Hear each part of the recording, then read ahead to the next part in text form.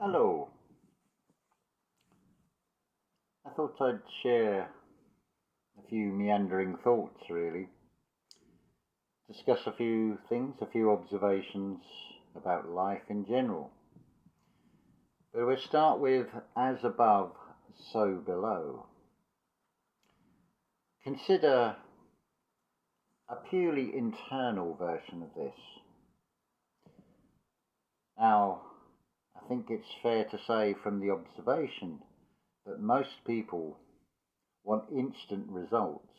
The system reflects this by giving you things instantly, faster download speeds, buy things on instant credit, and so on. Order today, you can have it within 24 hours delivered to your door, and so on and so on. Well, it's an external reflection of the internal. As I've said before, we're in a crazy house and we think this is a reality in that crazy house. And those mirrors, some of them are distorted, some of them are going to give you an opposite reflection. So if you move to the left, it moves to the right. Some are distorted in various ways on the vertical, so you might have a squashed body and extra long legs.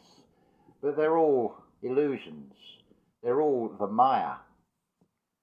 None of them are a true reflection of you.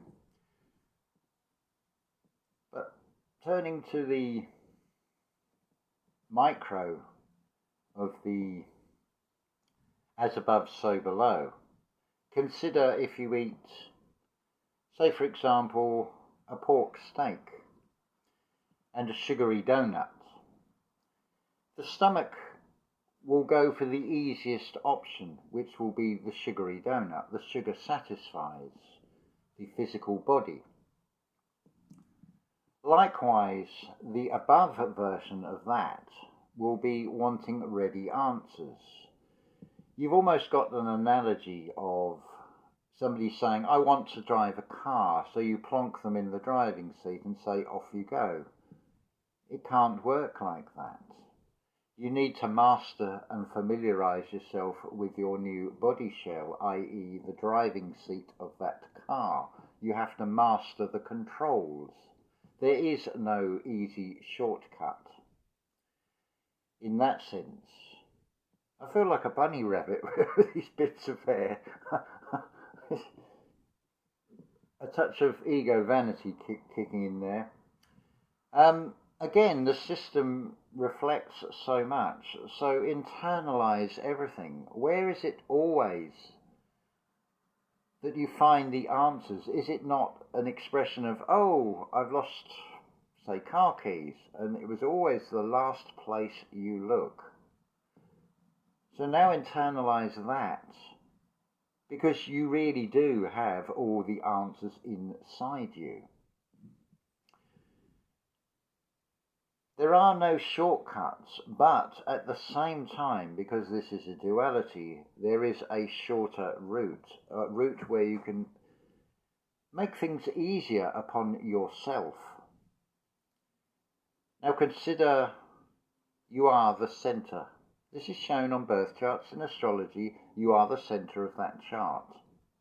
You are the earth, you are the heart. That's why you don't see the earth shown in any of the houses. You don't see it like, say, Jupiter is in your third house or Saturn is in your 12th house or whatever. You never see Earth mentioned there because it is all about you.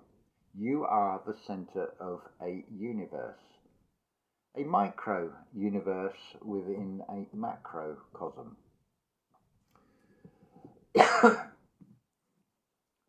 So the system reflects, so that pork steak that is difficult for the body to break down, the interpretation, the distortion in that mirror is now giving you an expanded waistline. Notice the word waist, there are two spellings. But an expanded waistline of the physical avatar as opposed to an expanded consciousness which is way beyond the physical constraints of the Golgotha, the cerebrum, the Sarah Abraham, the skull. It was pointed out to me, it came up in a phone conversation this morning, beautiful the way, um, I won't say his name because I haven't asked whether he wants me to share his name, but it's somebody who's found my channel, subscribes, and will phone me up from time to time. We have some fascinating chats, and it evolves organically and naturally. And he pointed out something, and I totally missed this: Graze anatomy. Now, I remember quite some time ago now talking about looking at a copy of Gray's Anatomy. It might have been from the 1950s or the 1970s. I really can't remember, but devil's in the detail. The point of it is, Gray's Anatomy, I thought, out of curiosity, I have a look, following a hunch, what's it say about the pineal gland? Tells you all about it, where it is, its location, the physical avatar, but it doesn't tell you what its purpose is. And it can't tell you what its purpose is because it is outside the parameters of what that book is for. It is a Graze Anatomy. It is by a group. Think of it this way. If you were the first version of humanity that was put into this reality with the sole purpose of testing out nature to its ultimate, trying to improve upon it, what would be the first natural thing you would want to replace? Would that not be reproduction? Certainly the way reproduction and giving, or the birthing process for mother and baby is made as difficult and as traumatic and stressful as possible. And you have to ask yourself, why is it done that way? Well, the simple answer to that is the mind will always blank out something horrific. It wipes the slate clean. It stops past life memories coming in, for example. Something else I have observed, when I'm sitting down in the town, I'm exactly the same eye level. I am on the same level. I am meeting eye to eye with the 2 and 3 year olds that are in the buggies. I had the most beautiful experience. It was almost worth sitting in town for 3 hours just for this very brief moment where this mother walked past with a young girl, probably about 2 years old, in this buggy. She's totally oblivious, probably focusing on where she's going next, shopping maybe. So this young girl has noticed me, and it's fixed eye contact. And then she's waved, and then she's blown me a kiss. And that is such a beautiful moment, so I responded and mimicked it and did the same back. And it was a beautiful moment. And those 3 hours, that was worth it for that maybe, 1 to 2 minutes at most. Perspectives on everything. I was also pointed out something I'd talked about on I think it was the previous video or maybe the one before. Now the scenario is sitting at a table, and the lady opposite is saying about her last court case. She'd got this particular wording, which basically means if she commits offence again, that previous case will be brought into the equation, and obviously she'd get a prison sentence because there's quite a lot. So I said, and I thought, I'm not speaking a foreign language here, but I said to her, well, you do realise in courts they speak a very particular type of English. If you go on your phone and put in Black's Law Legal Dictionary and then look up the definition of that particular word, or look up the definition of what a human being is, for example. And she just looked at me and went, what? And this other gentleman sitting at the same table said, well, it's what you said on the video about frequencies. And I thought, that's a perfect reminder. And yes, in that moment, I should have seen this really. And it was beautiful that the universe has sent me a reminder, because we are all reflections of ourselves. So who am I? I am whatever you choose to see me as, whatever frequency you are on, whatever vibrational level you are on, will determine on how you see and hear me. This was also something that came up in the telephone conversation earlier about how you can hear a piece of music and generally you like this piece of music, but something happens. And you'll hear that same piece of music, but you're feeling agitated, frustrated, or whatever. This happened to me only yesterday. I'd woken up late, or what I perceived as late, because it's beautiful, clear blue skies, and it's heading towards midday, and I'm getting annoyed with myself because I want to get moving and get into the town and make the most of the sunshine and whatever else the universe sends my way.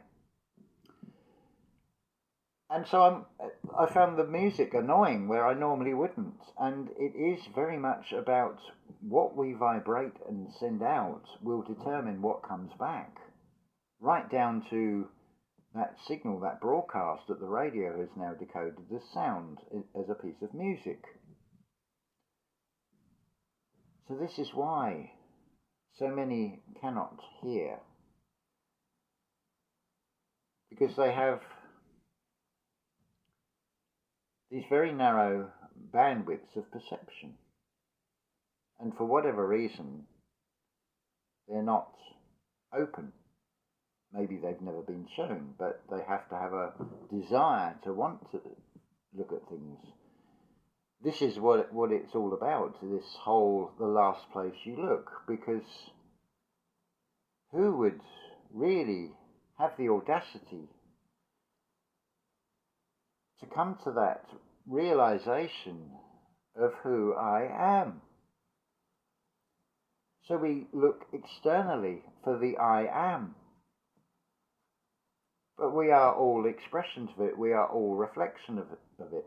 We are mirrors of each other in this crazy house. So depending on what mirror you're looking at, it's like the Harry Potter mirror. It's an illusion, and it can be a trap, and you can become transfixed by that one image. It's all about fluidity of thoughts, free flowing. Just like the energy that is totally neutral. Now, Ken Wheeler has said you cannot think your way out of a thinking box. Archaic's channel has said the same thing in we are in a simulacrum and we can't see. We're trying to fathom out how to look into it when we're in it, and we can't look from an outside perspective into the thing. I've expressed this as you're sitting in a car with a high window line, you're inside a garage and you're trying to describe the outside walls of that garage. And you cannot do it from within it. But here's the thing, there is always a micro and a macro. So where can I find the answer to this? And that is by going within. So now I can change this. I'm losing the flow of the thought. I can feel it and see it dissolving, and this frequency has gone up in my ears. I've just noticed at the same time. Maybe it's this interference pattern is not wanting me to say this, but it will come back. This is unscripted, just as it comes. So, expressed as the Great Pyramid of Giza and waiting for that chief capstone to come down, that great weight, that has got to have a solid foundation a solid pillar on which to support that structure. So we have to internalize and do those language lessons of the heart. I would say that is your most pressing, essential element to all of this, because it is all about reprogramming every cell. And don't forget, those cells are continuously changing. So you may have to keep going over things again and again, because it is all about learning through experience, like the analogy of learning to walk. like the analogy I've used about Bruckner being an inspiration, no matter what the world how it sees your symphonies, because you are writing in a style that is too advanced for its time. And Bruckner had his Tower of Babel moment. That finale of the Ninth Symphony is too much. It was too much for the time. Even now, to some degree, it is too much. There are 600 bars out of about 700 bars of that finale. But the critical bifolios have gone missing a week after his death. I don't feel that that is an accident. I feel that is all part of this beautiful, beautiful program. I'd like also to respond to Yolanda's video, and I can see exactly what she's saying and how beautiful. I can see how her role in being involved in the film industry has all part of the process, and she's a messenger that is giving you a perspective from that, and definitely worth watching her latest video. I'll try and remember to put the link in the description. It's an hour and a half long. What if there are gods? Just consider this for a minute. Something from outside of this reality that is prepared to pay the ultimate price and even go through the ordeal of being non-consenting to having, say, a sex change, but the overriding desire to pass on this guidance to humanity is so strong that they are prepared to go through all that and act that part. I'm just giving a perspective on this. I'm not saying it's right, I'm not saying it's wrong. You decide for yourselves, way up inside, how it feels, what is being said here. And the same with any other channel. We are all just echo chambers. We are all reflections of each other, saying things in slightly different languages, although it is the same language in the case of English.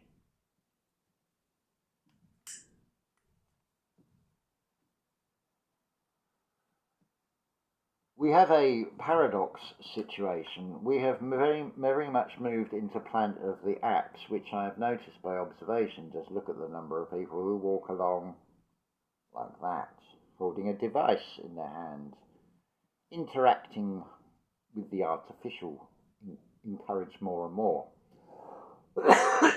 Now the paradox, as I've mentioned many times before, you have access to information, which has been balanced with an inability to formulate the right questions to put in. Sometimes it is just not knowing, particularly say with a YouTube channel. How do we find YouTube channels? It's normally by recommendations or from YouTube, from that source, or it is recommendations from other channels based upon experience of what that channel is talking about and what they are sharing from what things they've seen and observations they've made. There is an art to all of this, and it is all subjective. You may think this is all, what is he talking about, from one end of the spectrum to, that's really helped unlock something. You want to know where everything is. You want to know where the Freemasons are. You want to know who the Jesuits are. You want to know where the Labour is, where the Conservative is, where the Liberal Democrat is, where the Republican is, where all the gods are, where all the goddesses are, where all the good, where all the evil is. There is only one place that you're going to find this. That is within. See, the system has done something else rather beautiful in a way. It has given you a book, a guidebook of 66 books, a library called the Bible. Now, in that story, you have anthropomorphized caricatures, archetypes. In the same way, if you look up in the night sky, are you telling me you see a man with a jug under his arm outpouring?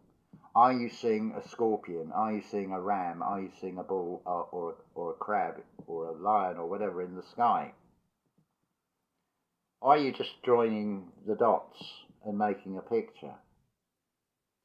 These are all caricatures, they are all archetypes. I've got loads of them. I have caricaturized these things within me. They are 12 cranial nerves, they are emotions.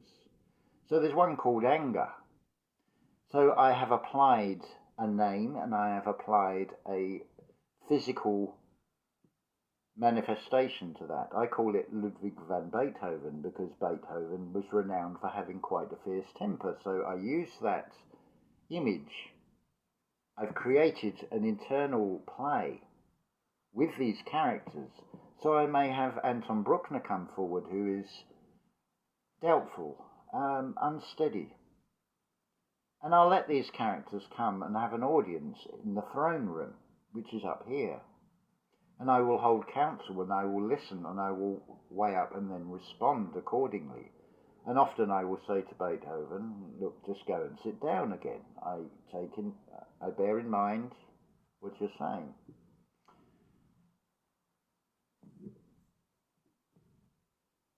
It's so easy in this reality to go with programmed reactions to things. But the thing with this reality as well, and this is critical as with these devices and putting in questions, it's all about communication with one's body, communication through this central processing unit, because that's all it is. Look at the mummification process with an Egyptian mummy. It's said that it's a prong pushed up a nostril and whisked round and pull the mush of the brain matter out because it serves no further purpose. Because it's not in there. The real brain is the heart. Think of it as another analogy that was shown 20 odd years ago. A World Trade Center. Well, let's think, what world are we talking about here? We're talking about an internal world, the thoughts that go round and round in our minds. Now, a trade, you are therefore redeeming, you are giving something in exchange for something. And where is your center? I hope you're going to say the answer is your heart. Or if not your heart, go with the communication of that gut feeling. That is your Christ consciousness. That is your best guide. That is what leads us all the way through this.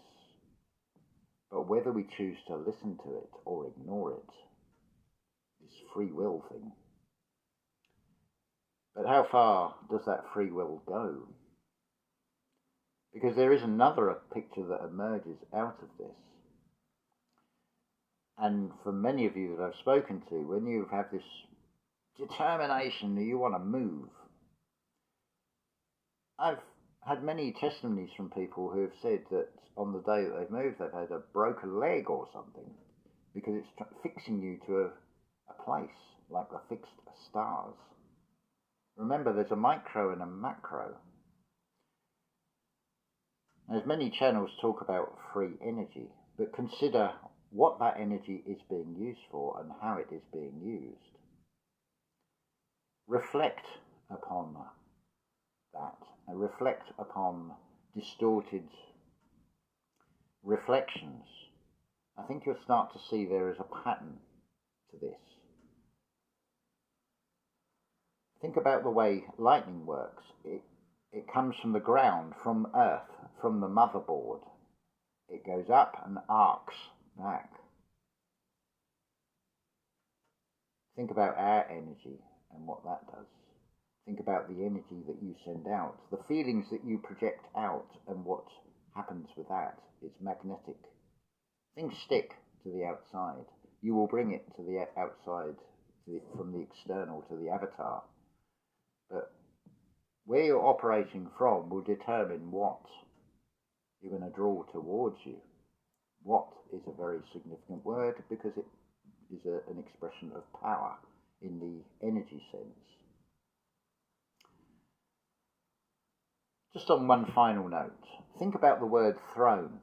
It is past tense of throw, to project something from one place to another. So if you realize and find and become aware of the I am within you, that is now sitting on that throne, what are you throwing? Think of there's an electrical device called a single pole throw switch and a double throw pole switch. Consider that in your internalization. Internalize and weigh up and reflect on these words about that. You are energy beings. You have circuits. You have a nervous system. You actually have 12 systems. 12, important number, 12 cranial nerves.